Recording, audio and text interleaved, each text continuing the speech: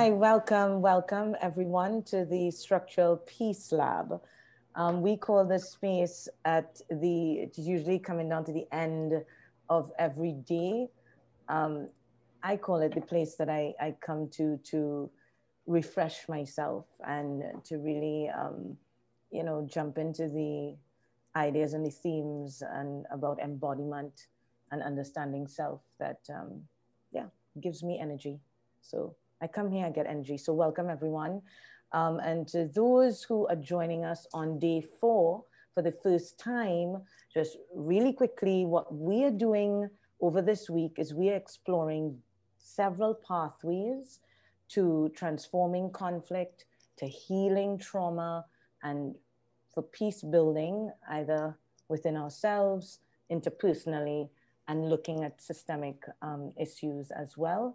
And we are doing this within the context of addressing racism and addressing the conflict that arises in that way. On day 1, we dealt with spirit, our spiritual selves, and how we bring that into the work of conflict resolution and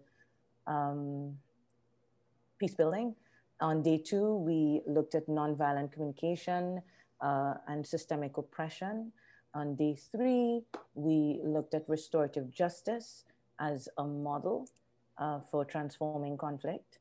And today, we are very excited to explore trauma-informed law and practice.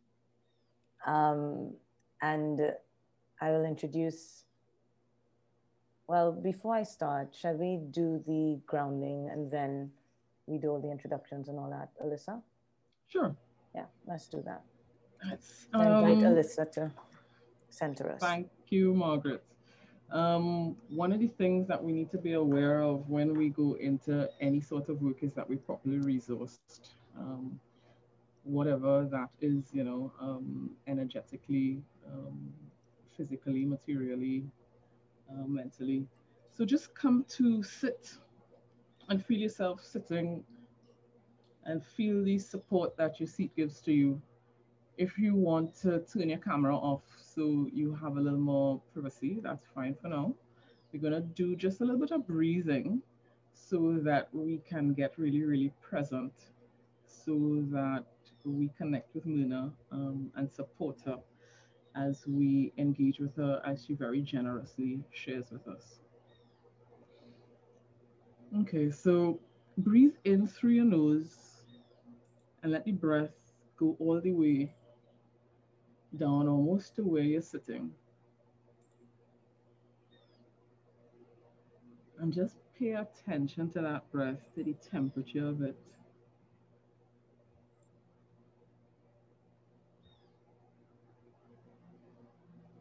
And start making the in-breath and the out-breath the same length.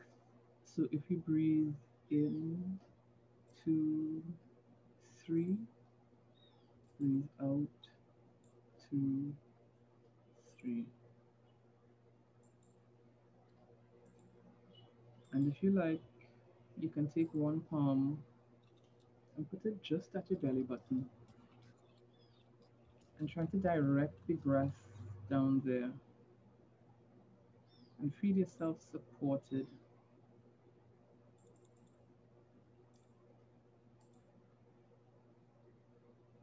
And continue that nice, even breath. And your free hand, just rest it lightly on your chest, maybe over your heart. And maybe you might want to rub gently or tap a little bit. Again, just to get the sense of being present in your body. And let yourself settle in. It's so amazing that we can be here and be connected across time zones and continents and in a very real way. we're all present here together in this space we've created.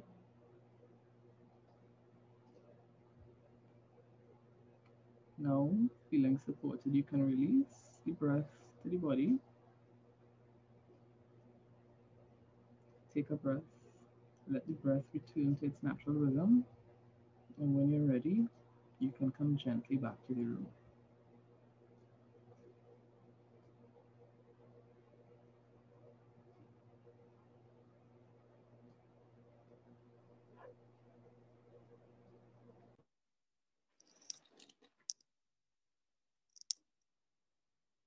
Thank you, Alyssa. Are you hearing me, Alyssa? Right. Yeah. I just got a kind of a empty sound in my head, as if I was in a room on my own. Okay, let's get started. I am excited to introduce Myrna MacCallum, who is, I think, pioneering and she will tell us a little more, trauma-informed law and practice, and has a podcast where she shares on trauma-informed law and practice. And I came across this work, and Myrna is a lawyer from Canada, and we'll learn a little more about her in a conversation we'll have shortly. But just to share that, I mean, I up until a month or so ago, I had not known that there was such a thing called trauma-informed law and practice. And when I came across it and listened a little bit, I was really fascinated that there was this approach and this understanding of, firstly, the trauma that working in the legal profession that we experience, and how we work with it. And so, yeah, without further ado, I'd like to invite Myrna up. Okay. Hi, thanks for that. Hi, Myrna. So, Myrna, I just wanted to have a conversation before we go into exploring this trauma-informed approach. So tell us a little bit about yourself. How did you come to this work of trauma-informed law and practice? Really, like the best things in my life, I came across it by accident. I live in Canada. I'm on the West Coast, Vancouver. However, I am Indigenous, which I think people outside of North America commonly know us as Native Americans. And so as a result of being born Indigenous into this country, which is really built upon colonization, like a lot of places, my people have been truly harmed by the state and by the church in all kinds of ways. But what I would say has probably been the most impactful in a negative way is the residential schools that they built. So they built residential schools back, I think the first one was built in 1851 and the last one closed in 1996. And and I went to residential school, as did my younger brother. These schools initially were created to kill the Indigenous person in the child. So they wanted us to become white, and it was an assimilation. It was an assimilation scheme, and they legalized the kidnapping of Indigenous children. So they would go into communities, kind of grab the kids right off beaches, parks, lakes, homes, take them to these schools where, you know, some died and never came home, and others, when they did come home, sometimes it was many years later, they didn't know their communities, they didn't know their parents, they didn't know their language or their culture. And, you know, sometimes they came home to find that their parents were dead and they had no connection to community. So what happens when you remove children from their community, from their people, and then you teach them really to hate themselves? And as you do this, you're also perpetrating upon them. What ends up happening is you get a ton of addiction, you get a ton of self-harm, violence, high criminal behaving, conduct, all kinds of misery and pain. And that, you know, that is exactly what happened. And then so I, you know, having come from this kind of background, I went into law school because I liked the transactional nature of law. I thought this is perfect for me. You don't have to deal with human emotion.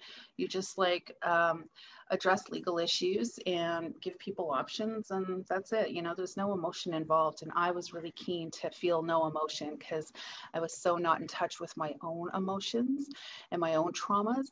And then I went to work in Indigenous communities because, you know, like many of us who are racialized, we tend to want to take up a cause that is really close to home.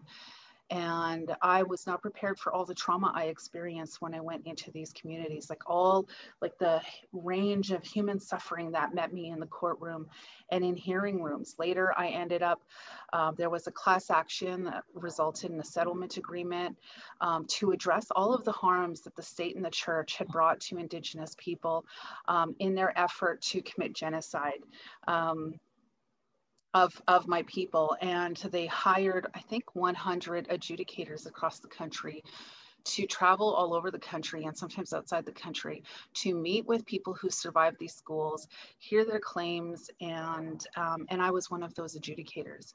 And it really wasn't until I was about 3 years into the job that I had to confront my own residential school experience and recognize and confront how these schools impacted my family. And all that I lost as a result of these schools. And I just was not prepared for any of it. So like, that's the long, like it really requires that kind of context to get it. But I was not prepared. And so it's through this work and through this exposure and really through being harmed as a result of doing the work that I did, that I learned about trauma, that I learned about vicarious trauma, that I learned about how if we are not equipped, like well equipped to take care of ourselves as we go into really hard areas of practice, like criminal law and refugee law and immigration and family, like where a lot of human like misery meets you. It could be like a real recipe for disaster. And I was fortunate that I could take a year off and go into intensive therapy and recover. But there were times when I didn't think I was going to live. Like I became highly suicidal, highly self-destructive.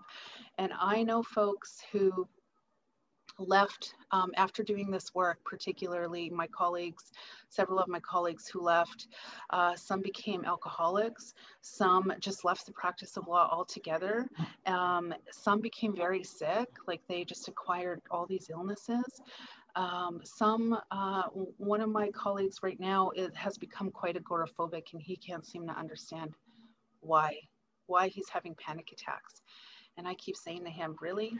You don't understand? Like every day we were in a story of horrific child rape, like every day. These were the stories we heard.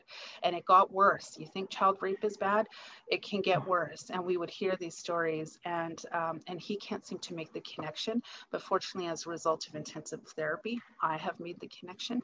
And so anyway, it's really these survivors that taught me to become a trauma-informed lawyer, that gave me this education, but not just in trauma, also in resilience. How do we overcome adversity? Why do we need to actually look within before we start to do work with people? If we don't look within, then we're going to do a lot of harm in the work that we do. And particularly racialized minorities, people who've experienced quite a bit of harm deserve better than that. And so that is why I talk about trauma-informed lawyering and why I created this podcast, because I want to reach as many lawyers as possible, because they are the ones who work in this profession. They are the ones who become judges, and ultimately they are the ones that influence the treatment of my people in the courtroom. It's interesting that you would say, how do we look within and seek to address the harm, our own trauma. And it's important that we do that before we seek to help others. So you would,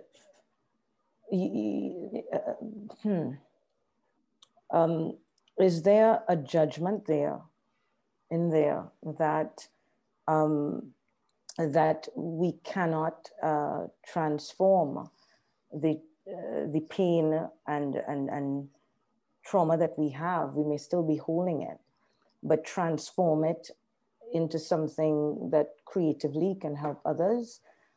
We may not necessarily be healed, but from discussions with many social activists and change makers, you know the stories of them having this pain, this sense of injustice and wrong. And I mean, I have a personal experience in that way as well. And so you have this sense of injustice, and you connect with others. As you said, you end up doing that kind of work. You connect with others who are experiencing the injustice, and you find avenues to support and help them, even though you may still be dealing with your own traumas and all of that. So I'm just wondering, is it that you must be healed in order to help and serve others? Yeah, that's a good question. I don't think that you must be healed, because I would say I am still not healed. Like, I'm quite still broken in many ways, and I think it's just going to be that way for the rest of my life. But the value of looking within and doing some sort of preliminary work. Why is that important? Because what we need is really resilient strategies going into this. Because if you're, like, as I often tell people, organizational leaders, when I'm training them in this area, I always say to them, particularly if they are in high conflict areas, working in high conflict areas of law, or they're social justice lawyers, I always say, you have an obligation. If you're going to put your people on the front line of human suffering every day, you have an obligation to see if they're wounded, because we're not impervious to pain, to feeling the traumas of others. And so it's really based upon that message that I invite them to think about building a resilience strategy as an organization, and encouraging it as like within the collectives or the cohorts of their organizations. Yeah. But definitely, you don't have to be healed. I think healing is a lifelong process, Right. and not all of us get there. Right. Got you. And would you say, how is your experience with the trauma that you experienced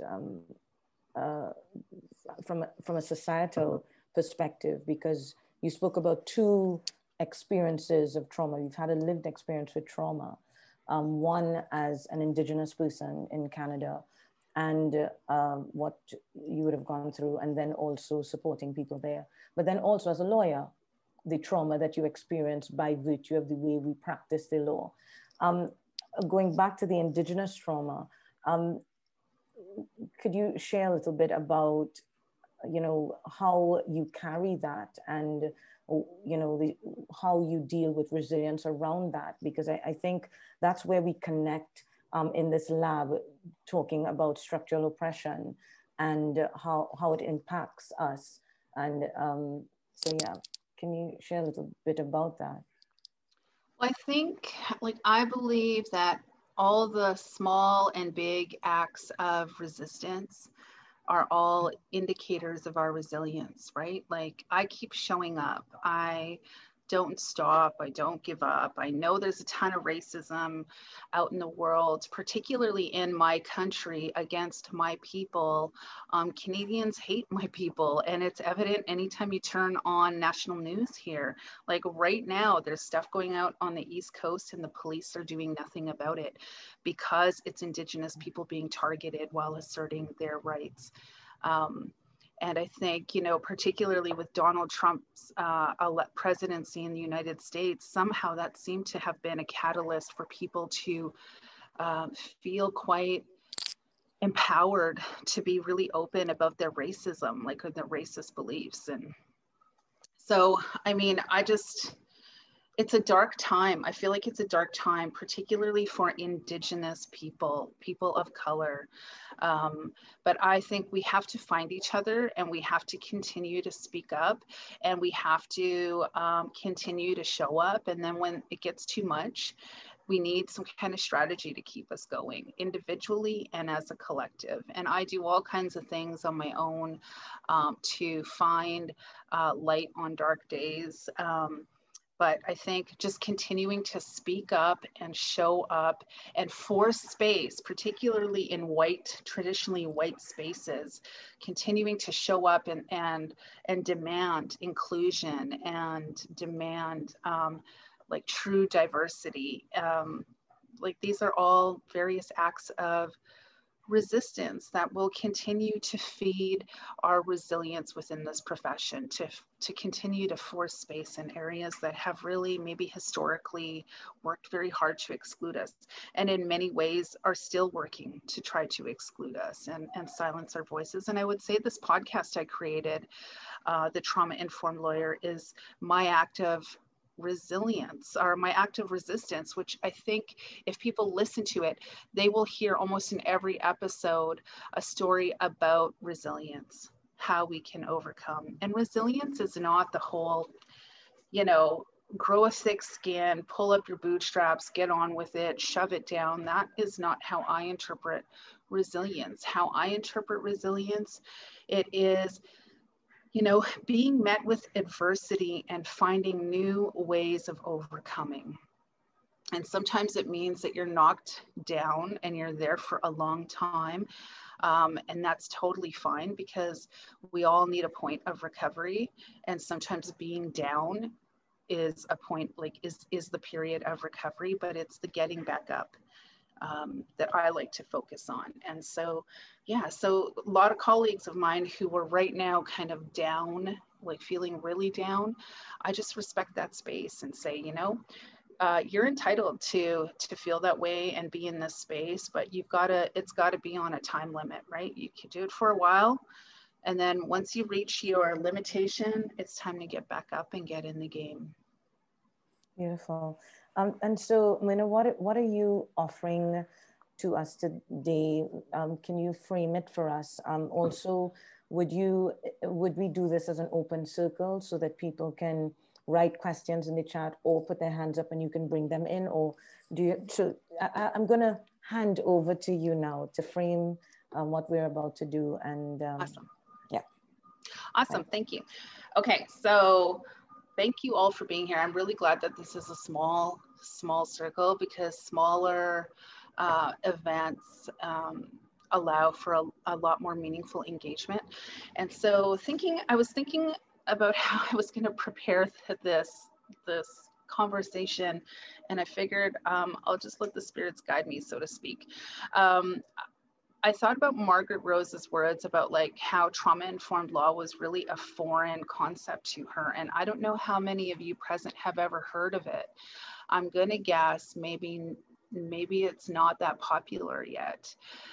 So I'm going to give everyone a bit of an introduction into 4 key concepts. And I'm going to refer to some notes, but I'm not going to read off my notes. So we're going to go through, what does trauma-informed mean, particularly within the context of the legal profession? How do you adapt and adjust your practice, and why should you? And then who does cultural humility benefit? I want to talk about cultural humility as distinct from cultural competency. Why? Because where I work and the people I do a lot of training for and keynotes, etc., like those who are very white, they tend to get their backs up when they hear the R word, you know, racism. So I avoid saying the R word. How do I package that same concept? I package it within I package it within the context of cultural humility. And so we're going to talk about that because it's something I'm really passionate about. And finally, we're going to talk about vicarious trauma and why we all need a resilience strategy, why we need it individually and collectively within our organizations. We all know, particularly those of us who have been in the legal profession a long time, our profession doesn't generally have a good track record for turning out healthy lawyers at the end of their careers. We have high rates of addictions, particularly drugs and alcohol, and high rates of mental health disorders that no one talks about because it's so highly stigmatized. And of course, high rates of suicide. Like, I know that there have been studies done all over the world, and it's quite consistent in almost every country that we're having similar problems. And sometimes, how does that play out? You know, that almost like that trend of lawyers being jerks or being assholes, that could be an indicator of their own traumas. You know, and when people are really brash or insensitive, that might be a coping mechanism. So I'm going to go through these 4 different sort of segments. And after I go through one, we'll stop. And then I would like to hear from you about what you think about what I've shared, or if you have questions, or if you have ideas, or if you're doing something similar in your corner of the world. I mean, I would love to hear about it. Okay, how does that sound, Margaret Rose? Good framing, okay. So I'm going to just read this definition of trauma because several people I interviewed for my podcast all referred to Bessel van der Kolk. And I really love this definition because I have seen it so many times in the courtroom in different people, including lawyers and judges. So Bessel van der Kolk says, to people who are reliving a trauma, nothing makes sense. They're trapped in a life or death situation, a state of paralyzing fear, or blind rage. Mind and body are constantly aroused as if they are in imminent danger. They startle in response to the slightest noises and are frustrated by small irritations. Their sleep is chronically disturbed and food often loses its pleasures. This in turn can trigger desperate attempts to shut down feelings by freezing or by dissociation. So remember that definition because we're going to come back to that. But when I saw that, and I read it and I reread it, I was like, totally, I've seen people like this. And not just victims of crime, not just witnesses who saw the crime, but lawyers and judges as well, like being frustrated by small irritations, being really jumpy, getting really angry, like 0 to 100 in just 1 second out of nowhere. I've seen it so often. So these could be indicators of trauma. So let's park that and just, we'll think about it in a minute. So Gabor Mate, who I interviewed for my podcast, he's like a world-renowned, he lives here in Vancouver, but he's a world-renowned expert on trauma, right? And particularly its connection to addiction. And he recently was quoted as saying something like, trauma can appear as fear, rage, panic, shame, and anger, but it's not any of those things. And then he went on to describe what he meant by that. But essentially what I was getting from what he was saying is that, you know, when we experience fear or shame or anxiety, like these are natural human responses to certain events. But if we get stuck in those moments, and we can't move past those moments as a result of a big life event, some kind of traumatic event. It could be anything. It could be a motor vehicle accident. It could be witnessing a motor vehicle accident. It could be childhood sexual abuse. It could be physical violence. It could be your parents' divorce, whatever it is. It kicks something up and it forces you to like feel afraid or angry or whatever, and you can't move past it. Gabor has said it is he said trauma is essentially a grief blocker. So you're in this moment feeling all these things, but you don't let grief move in to do the healing work it needs to do. And it's trauma that keeps grief at bay because it's kind of got you frozen in a moment. And I have seen people stuck in a moment of paralyzing fear for 50, 60 years. Like a lot of the survivors that I examined as an adjudicator, I swear I could have a 70-year-old man sitting in front of me and all of a sudden he transforms into the 7-year-old boy who experienced something really horrific. And I could see how trauma just had him by the throat and it's been holding him for a long time. And so, yeah, it keeps grief at the door at bay and it doesn't let it in to do its healing work so that whoever we are can go back to whatever we were before these events happened and allow us to live kind of free and clear of these paralyzing states. And so I think it's important to know this, because many of us who are working in as lawyers, we're going to, like, if we're dealing with clients and we're sitting opposite clients, or we're in courtrooms, this is something we need to be aware of, because it's going to show up time and time again. And what they didn't teach us in law school, and I wish they did, is that, you know, when people are struggling to remember things, or people are struggling to communicate, or people are kind of shifting and looking away, I was taught that those could be indicators of deception. So when I cross-examined people as a Crown prosecutor, I did a lot of harm to these people. Like, I thought that my job was to almost break them, to make them look like liars. And in doing that, I know I did a lot of harm, because for all I know, what I was actually seeing was trauma actually presenting, and not someone attempting to deceive me. And so, yeah, so I'm pissed off at law school. Let me just say that. Okay, so trauma in the brain, what can I tell you about it? I'm no psychologist, just keep in mind, I've only ever been a lawyer, but I did a little bit of research. This is what I pulled up. So what I know is that trauma can affect different parts of the brain. So it can affect your Broca's area, which makes it really difficult to talk. Like, that's the area of your brain for speech. It makes it really hard to speak. It can affect your hippocampus.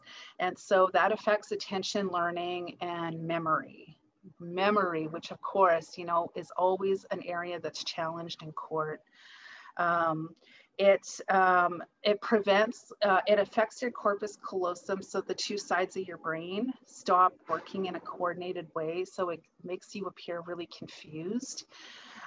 Changes to the amygdala can cause you to struggle to regulate emotions. So, you know, the folks who show up and they're amped up and they're really nervous and they can't calm down, or they're crying and they can't get a hold of themselves, that could be trauma impacting that part of their brain. And then finally, what I see more often than not is reduced activity in different parts of the cortex frontal lobes. And that makes it, that is what triggers your survival response. So survival response, more often than not, is people showing up like this, ready to fight or ready to run.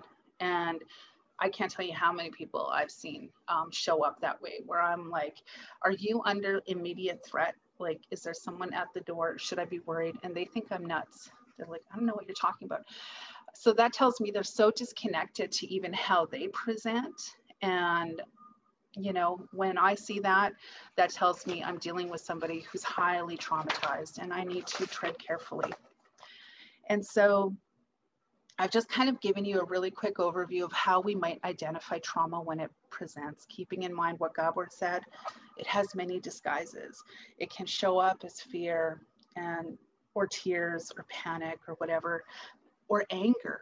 Like, I think a lot of people have this misconception that trauma always presents as anger, or it always presents as tears and weeping and sadness, but it doesn't. It also can present as straight blind rage, right? And I've seen it. I've seen people get up, put their fists up, or throw something across the room in my presence. And this is in a working context, including judges, by the way, who like one flung a pen at me. So this tells me like something is going on for these people, right? So now that you are able to identify trauma, or at least turn your mind to whether there's a possibility that trauma exists, I think then it is important to have to really ask yourself some really pointed questions that will then allow you to either adjust the lawyer-client relationship, and then become really innovative and creative about adapting a different kind of litigation strategy to avoid re-traumatizing or re-triggering the people that you're working with.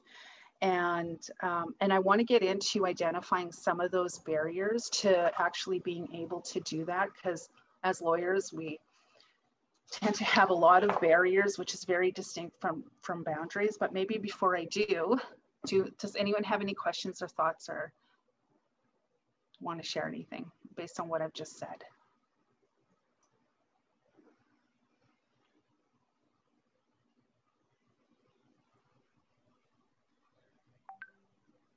No, really? Dina, Okay. do you want to share what you're talking about there, or we? Yeah, I'm just like, I was just thinking that definitely this perspective, it really helps create empathy, you know, because you're able to see that when someone is presenting with a particular affect, that it's really an indicator of the trauma. So then you can have empathy for what you see in front of you, and recognize that, you know, this is why they're presenting that way. Yeah, that's true, Delia. And we're going to get a little bit into empathy. I have this one presentation that's really focused on empathy versus ego. And I think we come from a profession that really props up our ego, so that when they turn out lawyers, then you've got like a lot of people who are just completely amped up thinking they're really special, and everyone has to know just how special they are, and that creates barriers when they have to sit with somebody who is in a traumatic state. Because how like, I don't think empathy and ego could be working in the same room at the same time. Like, we've got to lead with one or the other, but we can't lead with both. And so I often invite lawyers to think about, you know, who's driving the bus, so to speak, when they are engaging with clients, or who's following them into a room. I mean, me being Indigenous, I always think about these concepts as like living, breathing spirits. And I'm always watching for who enters the room with someone. Is it empathy? Is it ego? Is it grief? Is it trauma? What am I looking for? And so I don't think empathy and ego could be in the same room at the same time, in terms of like, with respect to one person. So identifying barriers. I think there are a lot of barriers that prevent us from engaging with clients and others, colleagues, in a trauma-informed way. One is a lack of self-awareness. So this is where empathy also is triggered. Lack of self-awareness. So like, how do you show up? And what is your understanding of the spaces in which you're showing up?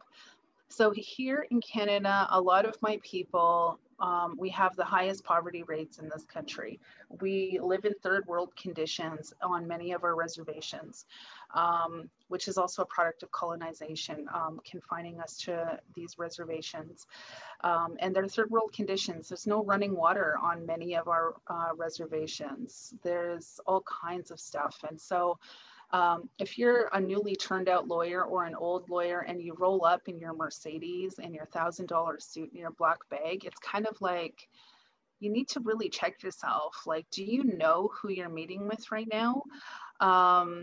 There is real value in kind of like doing a vibe check with respect to the room you're in or the people you're serving.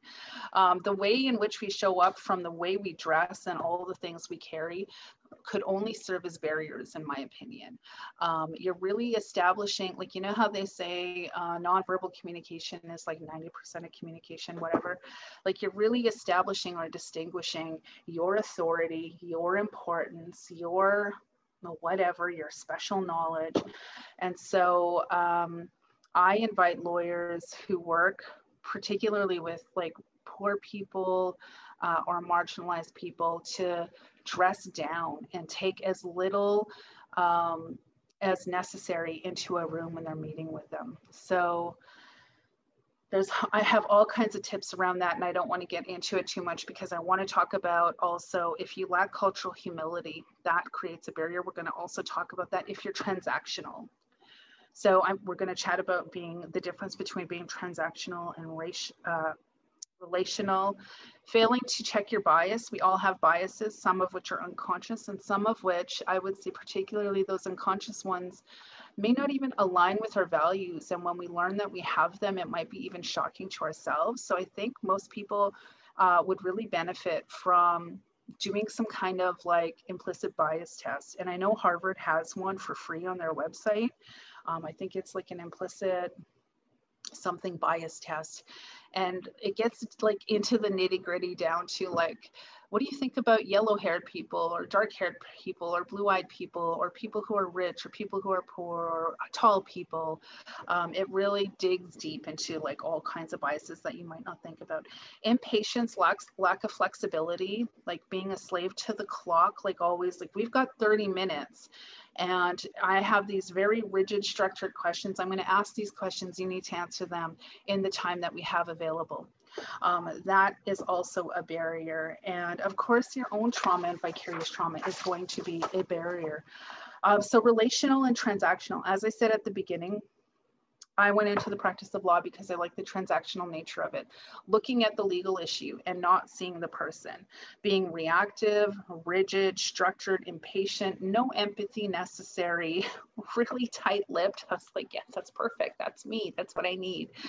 But that approach is so whack, and it does so much harm to people who are vulnerable and really just need someone to see them and hear them and give a crap about what they're going through. And in my experience, in the courtroom and in hearing rooms and elsewhere, like that really is what people need, because if they're coming to you as a lawyer, something is likely not going very well for them. And there's a lot of fear attached to whatever it is that's going on. So how is a relational approach different? It recognizes the entire person.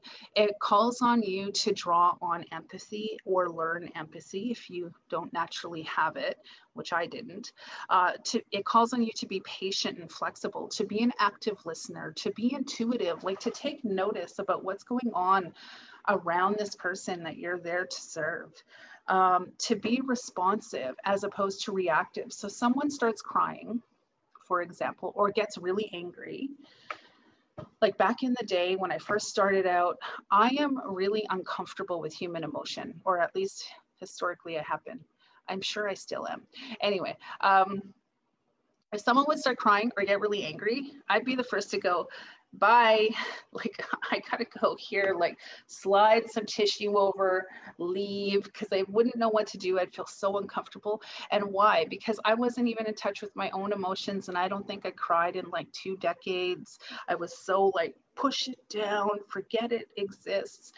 And so whenever I would see someone cry, I would feel something and I didn't like feeling anything. Or if someone got angry, I would feel something and I didn't like to feel.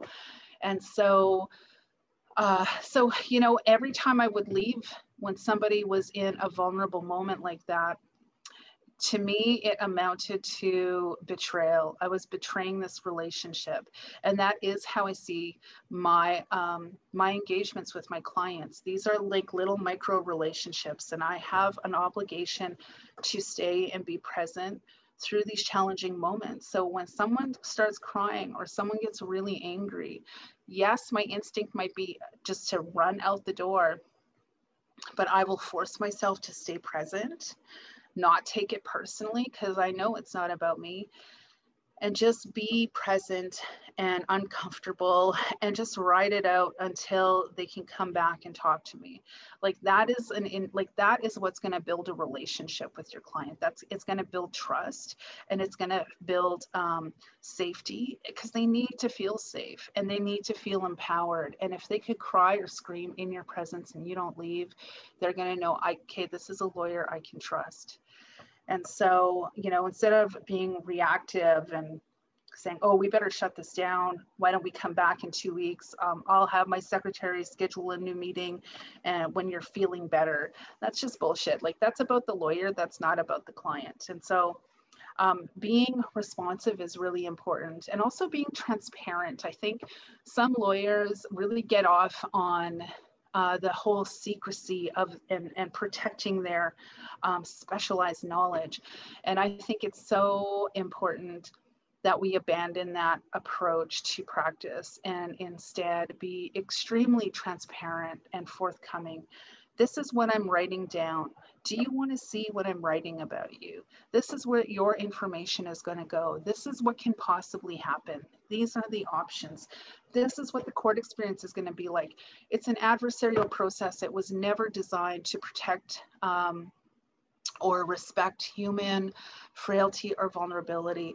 So it's going to traumatize you. But my job is to soften those blows when they come and to give you a heads up so that you could wrap, you know, the love and protection and support of your family or your support network around you when this comes. You shouldn't go through these processes on your own, that type of thing, right? So being really relational and really being honest with yourself. Like when you show up, who accompanies you? Is it ego? Is it empathy? And that, in order to do that, like self-critical work to really discover who leads when you engage in the courtroom or with a client, it calls on you really to do the courageous work of looking within to identify your own traumas and your own triggers and the things that make you feel like, I don't know, like tense or a little bit ambivalent about going in to meet someone. And it's okay to have boundaries. Like if you are being assigned a client file and you're like, nope, I don't want to, like in my case, having a criminal law background, for the longest time I was doing exclusively child sexual assault cases. I have no idea how that happened, but that was what I was doing. And then at one point I was like, no, I cannot do this anymore. You need to hand this off to another lawyer. So being able to say no is really important. With respect to clients though, you need to promote safety. So recognize the effort it takes for them to show up into your process. That doesn't compromise you to go, hey, how are you doing? I recognize this is a challenging time. Thank you for showing up. Thank you for trusting me. Be transparent about your process. Emphasize your role and its limitations. And I think that's really important because some people don't understand that even though we're a lawyer, we're not a lawyer for everything. And so folks need to know what our limitations are. Invite questions, inquire about specific needs. You know, life is changing quite rapidly for a lot of people, particularly in this whole COVID state that we're all in. I think it's really important to check in with people to see whether they have specific needs that you need to be aware of before you engage with them, because we don't know what they're dealing with. And a lot of us are meeting with people over Zoom. We have no idea what's going on in their home. We have no idea if somebody is sick. We have no idea about what they're like, what is pulling their mind somewhere else. And we should be asking questions as simple as, is now still a good time? I think some people feel with lawyers somewhat intimidated that they always want to show up in our processes and be really professional and all of these things and well put together. I just don't buy into that anymore. I think that we need to meet our clients where they are at and we need to accommodate them. They shouldn't have to fit into our processes. We need to fit them where they are. And so be guided by flexibility and think about all of the ways in which you can make your process less intimidating than it already is. And so there's all these strategies that I talk about, right from like the physical space, the way you engage, using mirroring as a technique when you have a hard time connecting with someone, knowing what referrals are available in case your client discloses something you weren't prepared to address or are not capable of addressing. Like all of these, I have all these different ideas, but I know we don't have a ton of time. And I want to get into talking about cultural humility and vicarious trauma, which I think are really important subjects. So before I do, any questions, comments? Anyone want to share anything?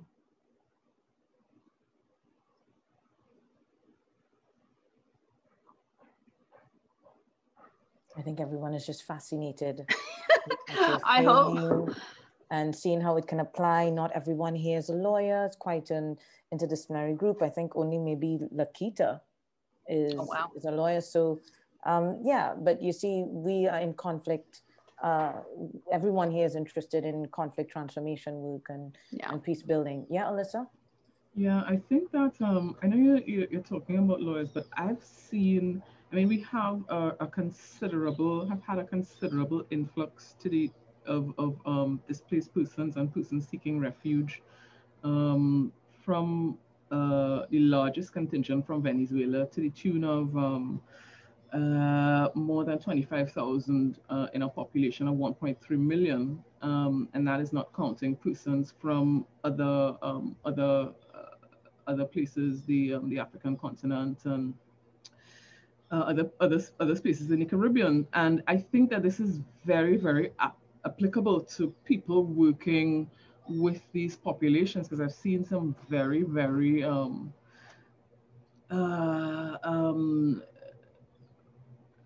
officers of various kinds in the in these agencies experience quite some of the challenges that you're talking about in respect of lawyers doing that kind of work. So I think that yes, lawyers specifically, but also aid workers, care workers, and people generally who are interfacing with populations from whom they could come into contact with vicarious trauma. So that's really fascinating. Thank you, Myrna. Well, thank you for that feedback. So yeah, so I mean, I talk about lawyers, I refer to them because like that's my lane, so to speak. I mean, that's who I am. That's the life I come from, the world I come from. However, what I do find, at least here in Canada, and a little bit in the US, the United States, I'm having people call on me to make presentations to their folks that are non-lawyers, because I think this has a broad application. What I'm talking about has a broad application. People, this is not just for like social workers or therapists anymore. Like this approach applies in the health field. This approach applies to people who support survivors or people who've experienced crime. I have a lot of teachers and educators calling me to come in and help them figure out how they can create trauma-informed education models and also a little bit of advocacy. Like we have advocates in all sectors doing different kinds of advocacy. This approach applies to them as well. And of course, finally, policing and corrections. Like there is really an argument to be made for trauma-informed policing. And I think a lot of people are talking about that right now, particularly here in North America, where there's a lot of conversation, I wouldn't even say conversation, a lot of screaming about defunding the police due to all the trauma that they create. And I spoke to, in my podcast, I spoke to a guy from a retired detective from Wales, and he was telling me about a trauma-informed policing program that they had put together out there for their folks, and they did a study on it. And I'm really hoping that sort of thing comes to North America, especially where we have a lot of race issues and where police are showing up for mental health calls and people are dying. Like Black people and Indigenous people are dying when police are going in on a mental health check. Like how does that result in the Black or brown person getting shot and killed when the check was supposed to see if they are okay? Anyway, we have a lot of work to do, but yes, this trauma-informed stuff. So forgive me for always like referring to lawyers, but that's just kind of my background, but it definitely applies to so many more. Cultural humility and cultural competence. Again, this will have broad applications. So I started to focus on this area when the Law Society of British Columbia in the province that I live had mandated that all their members had to become competent, take a cultural competency course in Indigenous history, which I mean, I think the idea is great. And at least one other province has subscribed to that same thing. And one province has completely resisted it, saying that's racist, which is a whole other thing. But I have some issues about this language of cultural competency, because cultural competency addresses the ability to effectively work across different groups of people with like different cultures, but it positions you as the expert in someone else's culture. It's kind of like, okay, I took this course in cultural competency. I now know about your people and your culture. Look, I have a certificate that tells me that I am now an expert in your people, which as an Indigenous person, I find super offensive. And so I thought there had to be a better way, and I was doing some research. So in the medical profession, this is where I got this from. The medical profession has been doing training on cultural humility in terms of dealing with, like, in the context of patient care. And when I read it and learned a little bit more, I thought this totally applies to my profession. So what is cultural humility? Rather than an endpoint, cultural humility is an ongoing process. It recognizes the person in front of you is the expert and not the textbook. So they're not there to give you an education and make you an expert. They are the expert and you are the learner. So this is where the humility piece comes in. And what a difference, right? Like, if you walk into a room positioning yourself as an expert, what is like leading you? It's ego. But if you walk into a room positioning yourself as a learner, like, I've got a lot to learn here, what's going to lead you? Humility, right? You've got to be humble when you don't know. And so how do you develop cultural humility? So it's focused on lifelong learning. You accept that you will always be a learner. There is no end point. You have to learn. And it will always go on. You approach the person you're sitting with, dealing with, as a partner in this learning. So, you know, you are not there to serve them as an expert or an authority. You become a partner, and you like build partnerships through listening and asking open-ended questions and being courageous enough to engage in critical conversations that might challenge you to confront your own biases and to confront any stereotypes that you may have been carrying, whether unconscious or not, about a whole other people.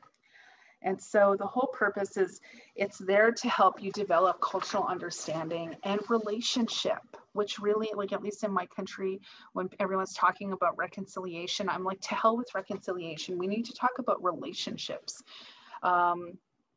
So how do you practice it? You ask open-ended questions. You develop your capacity for empathy. You take perspective. You do the courageous work of reflecting on your beliefs and your biases and the sources of information. Like, who taught you what you think you know about another person's culture? Like, and challenge that source of information.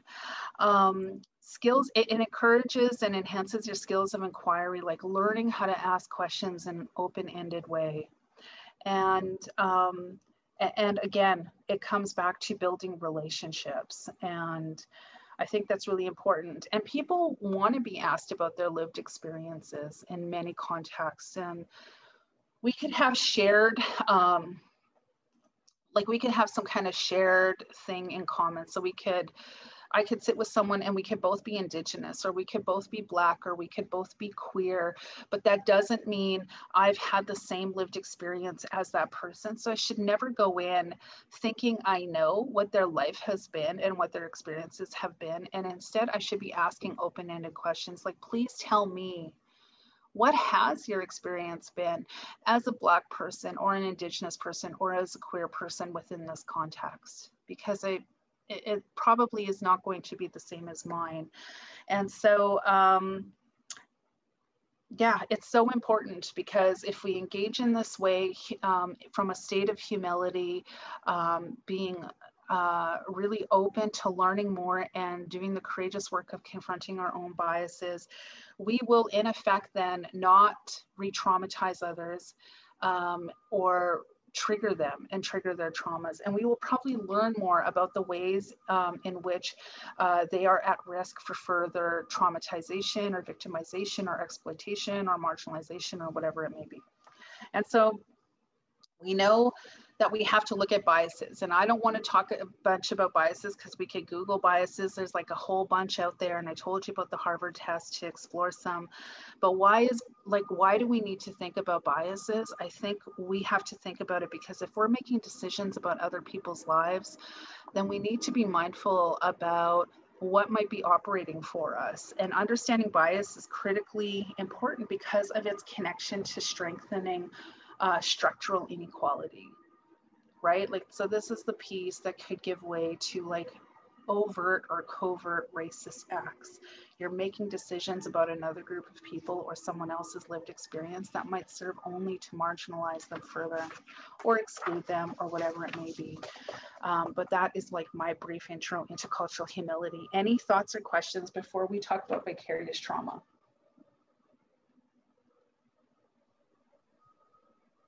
Yeah, well, I think that's interesting because I think, I remember when you first shared that concept with me, it really blew me away because up to that point, I had heard that what we needed to do is build multicultural competency. And you had some thoughts on that.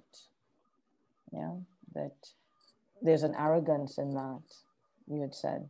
Yeah. Yeah.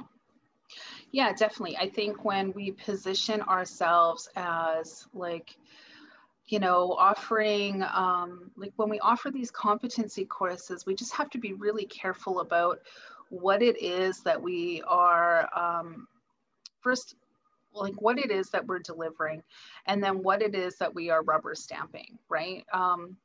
And thinking about the ways in which some of our best intentions may come out really quite ill-informed and lend itself to further structural inequality and further marginalization and further racism. And I just think if we lead with cultural humility, that kind of risk is significantly minimized, if not completely eliminated. And it's going to transform the way we have relationships with the other, whoever the other is, right, that we're serving. And always remembering that we are the learners and we are there to learn and to serve. And I think that invites like a whole other vibe versus, oh, I'm such an important person and I'm here to help you people. That is so offensive and disrespectful, right? So anyway, I know we're like, sorry, go ahead, Delia. To add on point, you know, I think multicultural competence is just the phraseology, because you could never be competent in another person's culture, because even I am not 100% competent in my own culture. So the cultural humility captures that it's an ongoing process. It's a lifelong process where you're constantly learning about someone's culture in order to serve them properly. Right, exactly. That's a really good point. And when I think about my culture and my people, I mean, I know like my daughter and I went on a cruise one time in, we're in Portugal, and she met some Germans.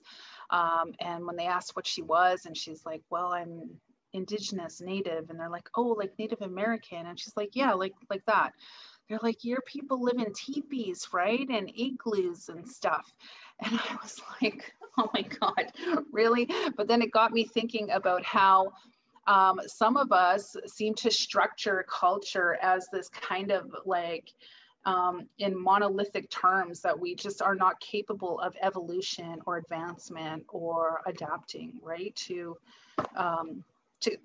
current day. And there are people out there who seem to be very invested in Native Americans still living the way of this mythological, you know, Indians sort of on the land in a teepee chasing buffalo.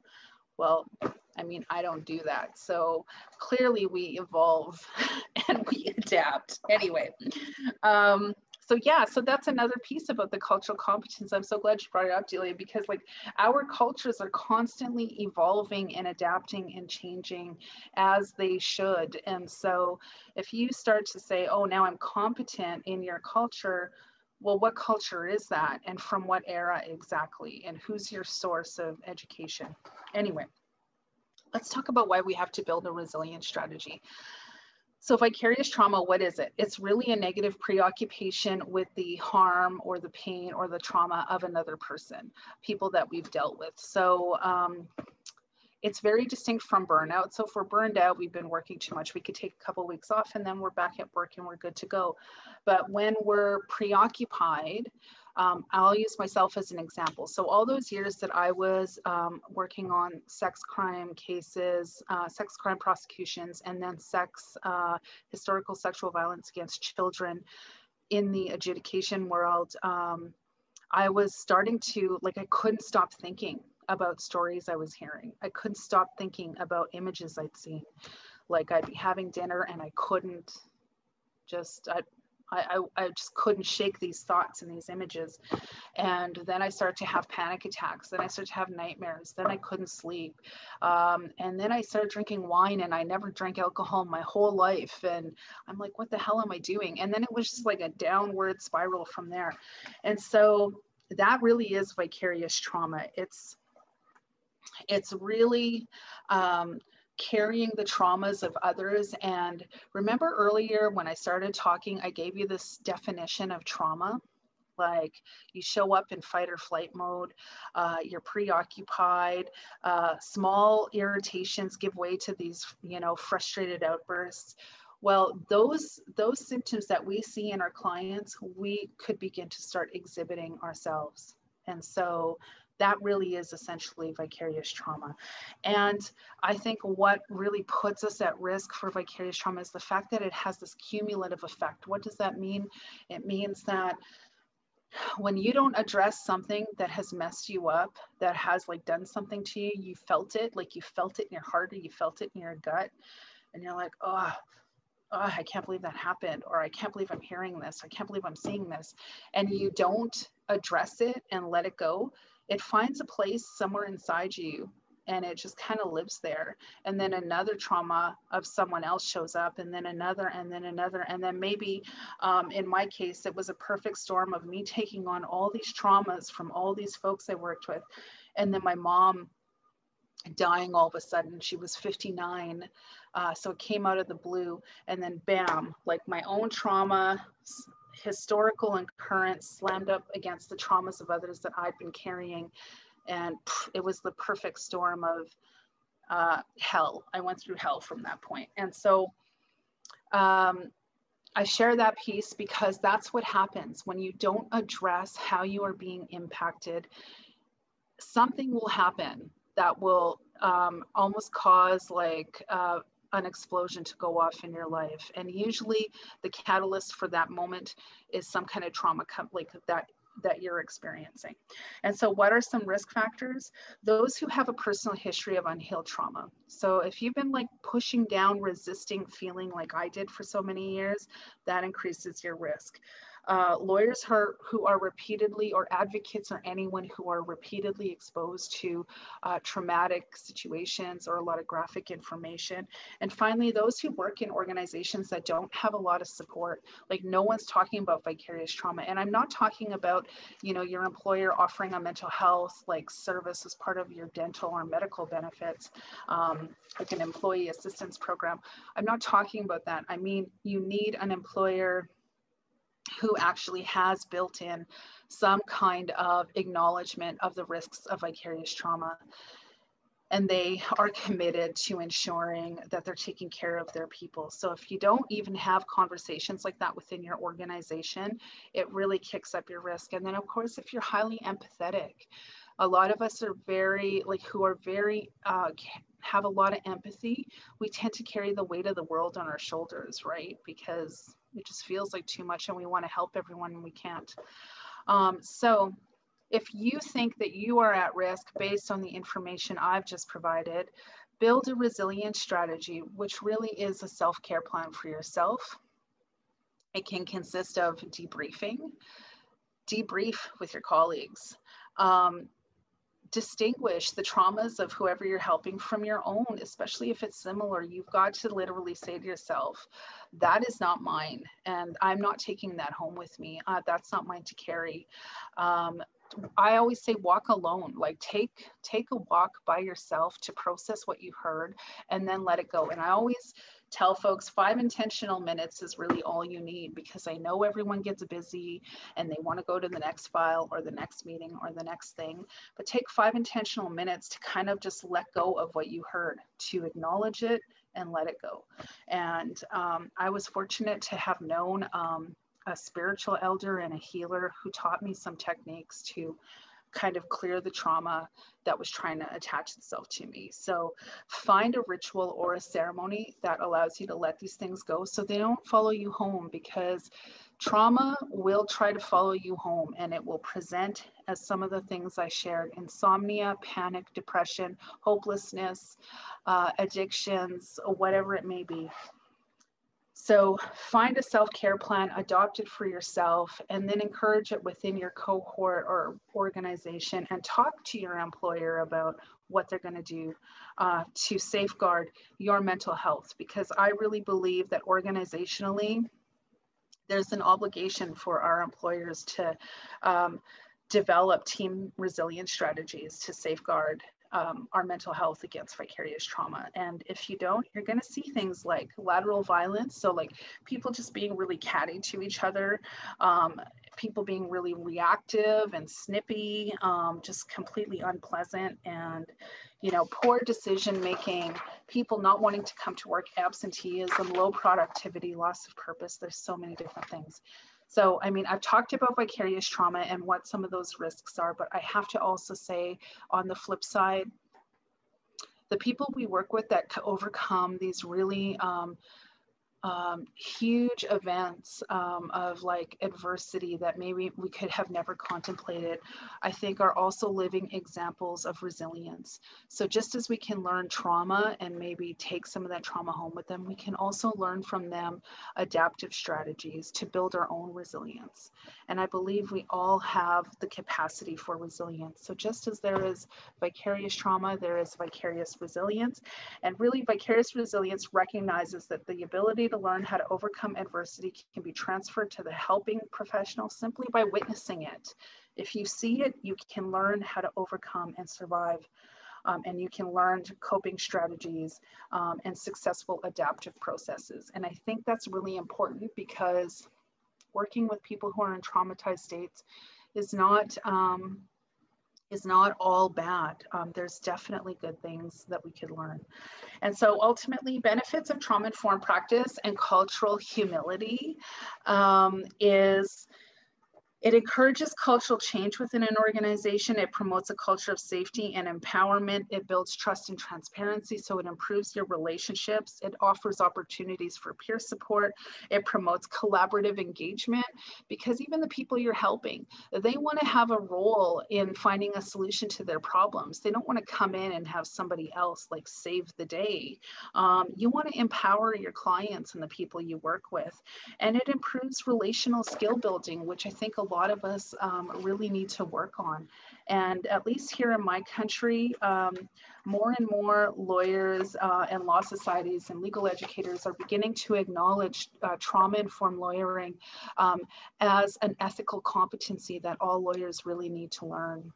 And in my view, a lawyer has no business working with people from other cultural backgrounds without understanding who they are first, and employing some cultural humility and or getting training in it. Otherwise, if they don't, they're going to do a lot of harm, and it's going to give way to structural inequalities and, you know, perceived or actual racism or racist behaviors. So that's my spiel. I think I went over. I'm really sorry. Did you go over? No, you didn't. And I didn't? Okay, good. And as Yolanda said, I mean, like Yolanda had said earlier, yeah, just hanging on to your every word and the concepts that you're sharing, for me, they're very, very helpful for me to understand these things. Does anyone have questions? Comments, reflections? Yeah, like any of the stuff I'm delivering on, have you heard of these concepts before? Or anyone working in these areas? Anybody? I can say for me, hi, I'm Earthan. I'm in the middle of this, and it's so wonderful to receive what you're saying, and many of these tools and methods and ways of doing things and approaching and tackling trauma, I really know of. And like one thing I can add to it, what really has helped me, I'm in the transition phase of like being ostracized from my entire family. And without these tools and methods, many of which you are mentioning, I would not have been sitting here. And one that really, you have not mentioned it, you probably know it, but one that really has helped me is this of not taking anything personal, but looking at things universally, as seeing the person in front of me, that it's a representation of humankind and the aspects and the expressions of that human being is universal. So there's an interest also, there's a learning process, comes down to what you say, be a lifelong learner. So turning that traumatic experience or whatever it is to something you can learn from, of the universe, of how we interconnect and so on. And I have a lot also to mention. And what I would like to maybe ask you is this, where I really see, for me, collective humankind is traumatized on some level. Like from birth on, civilization, from Western to Eastern, and especially I know the Western, that culture, we are like traumatizing our biology, ourselves, and so on. And what I really see is a big glitch happening, is this bias that you are talking about, where people are mixing up, for instance, a culture with a race, or a culture with monetary wealth, or things like that, which exactly exacerbates the traumatization of the whole thing. And like the media's, especially the mainstream media's influence on people, on the collective trauma that we are experiencing. How are you with your clients and so on? Are you navigating that? How are you navigating that? And are you talking about there in their direct approach to the public mentioning and so on of themselves, of their own race, or their own position, their own status, or like, yeah, the culture, there's the collective and there's the individual view on it. Yeah. So that's a question for you. Yeah. Okay, well, that's a big question. I like right now, I can say here in my corner of the world, mostly in terms of my clients in the context of human rights law, which is what I'm working in now. It's all racism. I'm dealing with racism. I'm dealing with discrimination and racism and various human rights violations. And, you know, media is really, I would say, a trigger for a lot of people, because every time you turn on the news, at least here, it's a story of a brown person dying, or a brown person being denied just basic human rights. And I know I have to really like watch how I'm showing up, like doing the important like check-in of how am I showing up today? What am I bringing into this meeting with me? And I want to be like the strongest, most positive I can be for my client, who is oftentimes they're quite vulnerable for all kinds of reasons. And I have the privilege of at least having you know, a job and some status as a lawyer. And I acknowledge what my privilege is, even though we're very similar, we're not the same. And I think it's really important to acknowledge that at all times, and to make space for these challenging conversations, and invite them to share what is going on for them. Because I'm thinking, if I'm feeling this with all of my privilege, what are they experiencing right now? And then how do I create space for that? Like particularly if we have to go to a human rights tribunal, how do I make space for them to share their lived experiences with these people who are going to make really big decisions that are going to impact their lives? And I think sometimes we don't think to do that, but for people who've been silenced for a long time, it's really important to share their perspective with people who have a lot of power and authority. So I don't know if that answers your question, but this is like immediately what I'm dealing with on a regular basis and what I think about often. Sure. Thank you. For me, like I was thinking what was in your conversation, the word that was coming up for me was intersectionality. Mm-hmm. Where we have all these, you know, different aspects of identity and its connection to a particular type of trauma. And, you know, how do we interface with that as a professional? Because just being a Black woman, you know, I would have that intergenerational trauma, you know, that being Black in this world presents. You know, I might have my childhood trauma, you know, all of these intersecting, and depending on my profession, I may come across vicarious trauma, which I do. And then having to understand this trauma within you and how it impacts your expression of yourself as a professional and a personal. So it's just so much intersection that I'm seeing. Yeah, absolutely. That's true. Yeah. Can I jump in just very quickly? One thing I would like to say, first of all, thank you for this. I couldn't speak before because it was so much to unpack. But one thing I liked was the question that you said to ask, what has your experience been?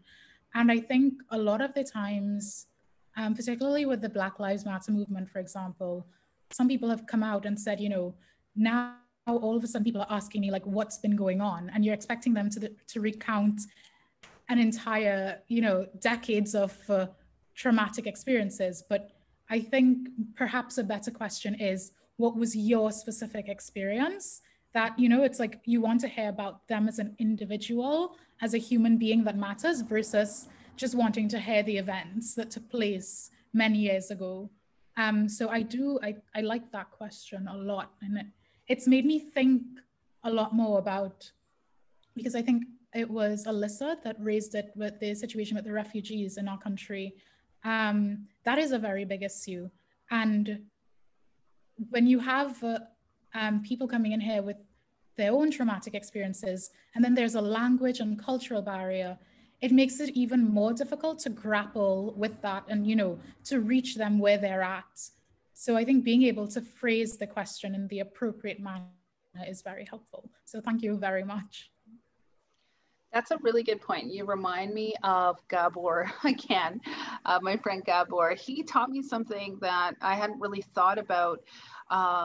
And he really challenged me to think about perpetrators of sexual violence who I know I have a bias against through all my years of work and lived experience. And that is his compassionate inquiry approach says, instead of saying to someone, why did you do this? Or why are you like this? You ask, what happened to you? And I know that some lawyers particularly have resisted asking that question and resist against that concept or that approach because they're like, oh, we're not counselors. Why would we ask a question like that? I'm like, but why wouldn't you? Like, you want to know your client. You want to know how to serve them in the best possible way that might avoid re-traumatizing them. Then we damn well should be asking, what has happened to you? And really, in asking that question, they might give us everything we need that's on our checklist of all the questions we need to ask to get the information we need to then come up with some kind of, you know, opinion or strategy without doing that kind of sort of clinical, detached transactional examination or deposition, right? And so, and some people I know in my experience, having worked with a lot of folks who've been victimized, oftentimes I've been the only person in their life who's ever showed up and asked them, what has happened to you? And even the question alone has resulted in tears flowing because no one's ever bothered to see them and wanted to hear from them. And I think that that is so profound. And we need more of that. And I don't care what my colleagues say about, oh, we shouldn't ask that. I think absolutely we should ask that. I completely agree. Myrna, not a fully formed thought this, but we've only got a few minutes left, so I'll best get it out. I just wonder if you've zoomed out from the individual and looked at groups of people, whether that's even entire countries or communities, and seen their behavior and looked at it through a trauma-informed lens. So for example, if a country has voted in a particular way that seems to be self-harm, do you think there's a trauma there? Have you ever looked at that and wondered about the strategies that could be used to cope with that as well? Yeah. I mean, that's a good question. I can use myself again as an example. So, I mean, I grew up Indigenous, I grew up in poverty, a lot of violence in my home. I had all these lived experiences that are far too common among my people in this nation. And then I went to university and I got 2 degrees, one in Indigenous studies to learn more about the history of colonization in my country and how things got to be the way they are. And then of course my law degree. And I really thought I was an expert in my people and my history. And I wasn't. It wasn't until I got into adjudicating and hearing horrific story after horrific story about the kidnapping of Indigenous children and the placement of them in these schools that it really occurred to me that, because I used to be really judgmental about my people who were killing themselves in really high numbers and really like violent. We have the highest incarceration rate in this country. We're only 5% of the population, but Indigenous men make up I think 30% of the population in federal prisons, and in 3 years, 1 in 3 prisoners will be Indigenous.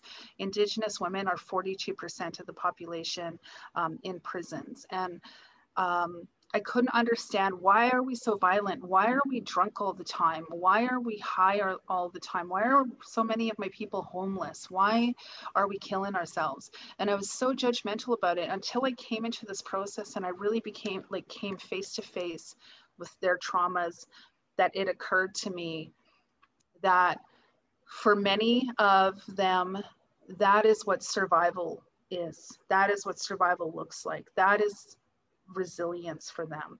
So if they need to be high or drunk or fighting every day to get through each day, to continue to show up day after day, then who am I to judge that? And I show them respect now. Like I don't judge. But I see definitely a pattern across this country of why we have similar problems. And I would say in other countries that have really been impacted by genocide, that there are also like similar issues, right? When you break down a people's spirit, you're going to have violence, you're going to have addictions, you're going to have self-harm, you're going to have all of these self-destructive behaviors. And I get that. And so, I mean, you know, it's really on, like, we really call on our government to, instead of sending an army of police officers into our communities, we are really asking them to send an army of mental health professionals, because they created the trauma states that we're in now. And what we need is healing. We don't need more incarceration. We don't need detox centers. We don't need rehabilitation centers. We need healing. And what I have found in my work is that really a lot of that healing comes from a connection or a reconnection to the land, because that's where all of our original relationships began, is to the land. So, or with the land. So yeah. But way above my pay grade to figure out the healing of a nation. All I could do is show up and tell my colleagues, stop harming my people. Here are some strategies to stop harming my people. I have a near rhetoric question in this. Do you think, like anger, and I don't know if you have knowledge of Margaret's work with how to redirect anger and utilize it for something beneficial instead of seeing it as something destructive? Do you think trauma is the same? That there's an accumulated energy there to be used elsewhere in constructive ways? Yeah, I do. I mean, I think everything I teach on trauma-informed lawyering, including my podcast and all the education I deliver through keynotes and presentations, is really how I'm turning my trauma into something productive. It's my act of resistance, and it's what helps me build and grow and hang on to my own resilient spirit. And so, yeah.